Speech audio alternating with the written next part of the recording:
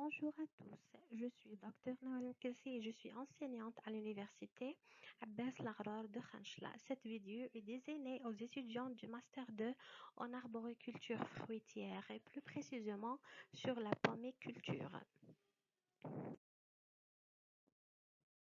Dans cette vidéo, nous allons suivre un plan de travail structuré pour faciliter votre apprentissage. Voici les différentes étapes de notre présentation. Nous commencerons par une introduction générale pour vous familiariser avec le sujet de la pomiculture. Ensuite, nous passerons en revue les unités d'apprentissage en détaillant les principaux thèmes et compétences que vous allez accueillir.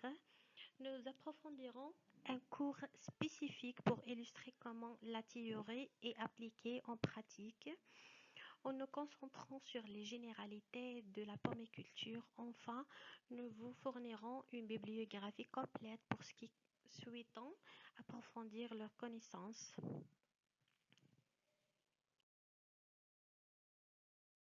Cet enseignement établit des bases solides en culture fruitière essentielles à l'agriculture et à l'horticulture.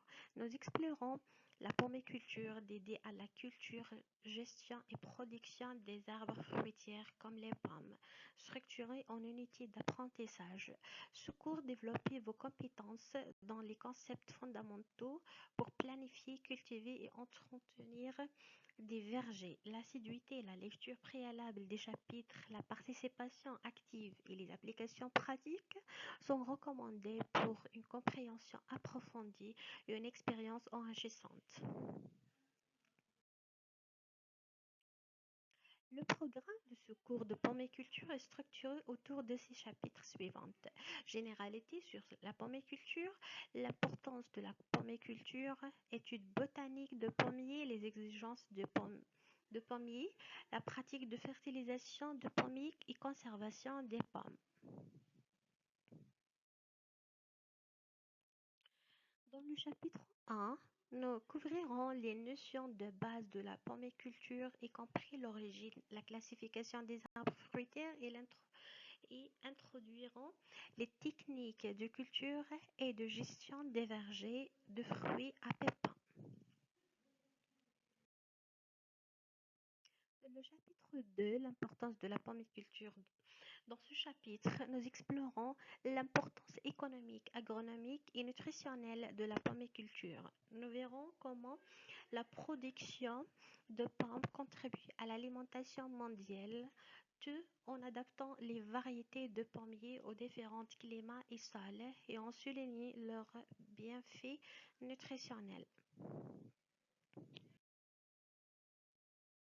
Dans le chapitre 3, études botaniques de pommiers, ce chapitre explore la structure détaillée de pommiers, inclut les racines, les feuilles, les rameaux, les fleurs et les fruits, ainsi que son cycle de développement de la germination à la maturation des fruits.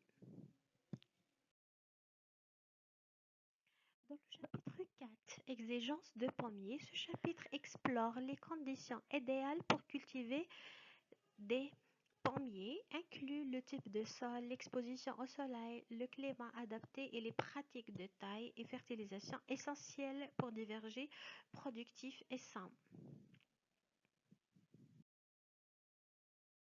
Dans le chapitre 5, pratique de la fertilisation de pommiers, ce chapitre examine en détail les méthodes de fertilisation adaptées aux vergers de pommiers, inclut les types d'engrais recommandés, les périodes et quantités d'application ainsi que la gestion des sols pour optimiser la fertilisation et garantir une production de fruits maximale. Dans le chapitre 6, conservation des pommes, ce chapitre présente les diverses méthodes de conservation post-récolte des pommes, inclut le stockage à froid, le contrôle de l'humidité et de l'atmosphère, ainsi que les traitements modernes comme la réfrigération et la conservation sous atmosphère contrôlée. Il met l'accent sur les meilleures pratiques pour maintenir la qualité et la fraîcheur des pommes pendant leur période de stockage.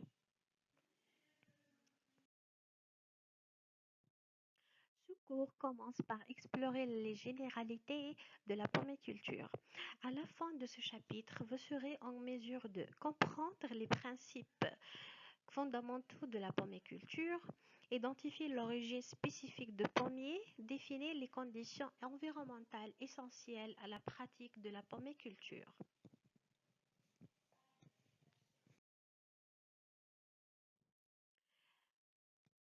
Nous examinons maintenant l'origine de pommier Malus domestica, qui a des racines géographiques complexes associées aux régions d'Asie centrale et d'Europe. Les ancêtres sauvages comme Malus séversé des montagnes de Kazakhstan et de l'ouest de la Chine ont joué un rôle crucial dans son développement évolutif grâce à leur diversité génétique et leur proximité avec les variétés cultivées dans ces régions. La figure illustre l'origine domestique de pommier Malus domestica dans les montagnes de Tian Shan en Asie centrale. Cette région, connue par sa diversité génétique élevée, a été un berceau essentiel pour le développement évolutif de pommiers domestiques, notamment à travers des ancêtres sauvages comme le Malus séversé. Cette proximité géographique influence les variétés cultivées dans ces régions, marque ainsi l'histoire de la pomiculture.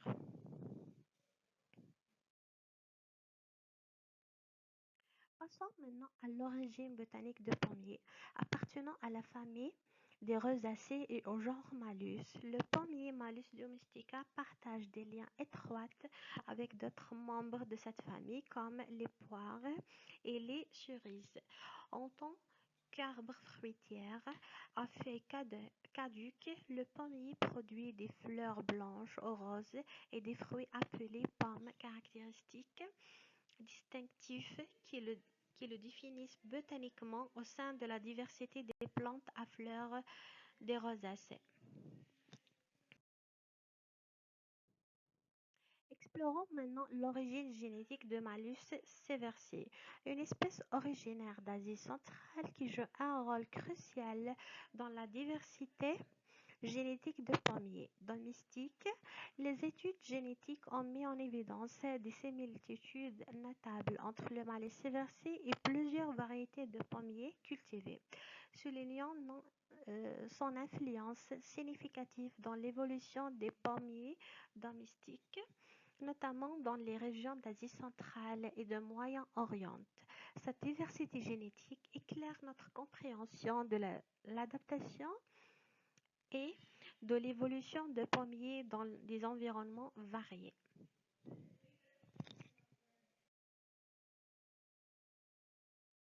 Pour aller plus loin, voici quelques références.